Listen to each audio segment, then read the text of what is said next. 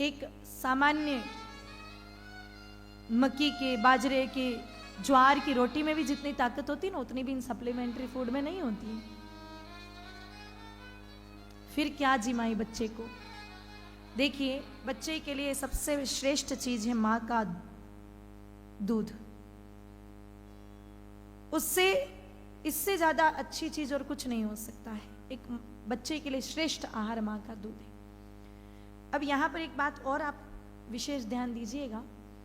कई बार ये होता है, माताओं ने इस चीज को अनुभव किया होगा कि कई बार आपके घर में आपकी बहू बेटी को प्रसव हो जाता है, आपके घर में नाती पोता जो भी है, नातिन आई, आपकी पोती आई, कुछ भी हुआ जन्म बच्चों का, उसके बाद कई बार ये एक प्रॉब्लम और आती है कि माँ के शरीर में पर्याप्त दूध नहीं हो पाता है बच्चे के लिए, जिससे मजबूरी में सप्लीमेंट कुछ देना पड़ता है।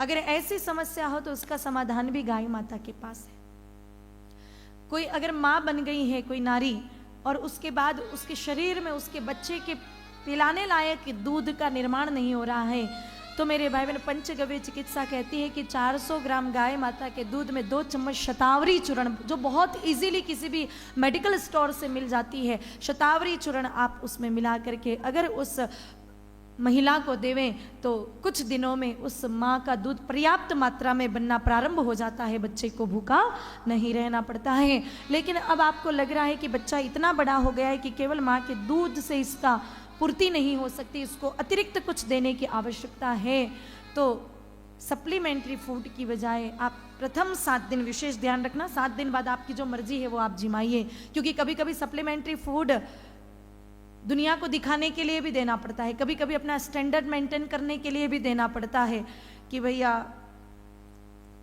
लोग क्या कहेंगे। और वैसे भी दुनिया में 80% लोग अपने जीवन के 90% काम केवल लोगों को दिखाने के लिए करते हैं।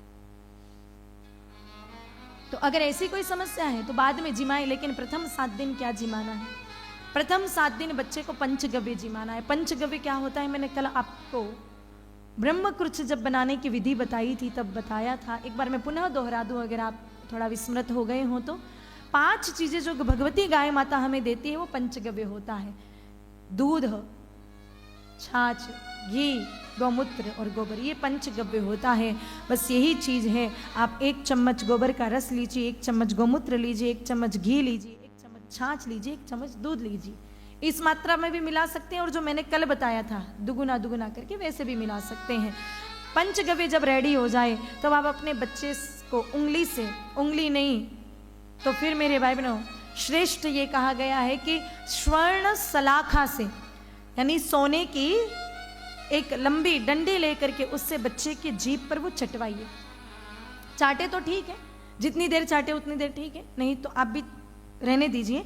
दूसरे दिन फिर चटाइए, तीसरे दिन फिर चटाइए, चौथे दिन फिर चटाइए, 7 दिन लगातार आप पंचगव्य चटाइए और फिर आपको 8वें दिन जो भी आपको जिमाना हो वो आप जिमाइए। ऐसा आप कर लें तो मेरे भाई बहनों, आपके बच्चे ने भविष्य में गलती से कभी विष पान कर लिया तो तुरंत उस विष का प्रभाव शरीर पर पड़ता नहीं है। पूतना नाम की राक्षसी आई और कृष्ण भगवान को जहर पिला करके चली गई, लेकिन कृष्ण भगवान का बाल भी बाका नहीं हुआ क्योंकि माता यशोदा जी ने पहले से ही पंचगव्य चटा रखा था। इसीलिए अपने बच्चे को पंचगव्य, देखो इसमें कोई ज्यादा मेहनत नहीं लग रही है। और दूध, दही, घी, दूध, छाछ, घी, गौमूत्र, गोबर का रस, ये तो बहुत इजीली आपको मिल जाएंगे। प्रथम 7 दिन पंचगव्य ही बच्चे को चटवाना चाहिए।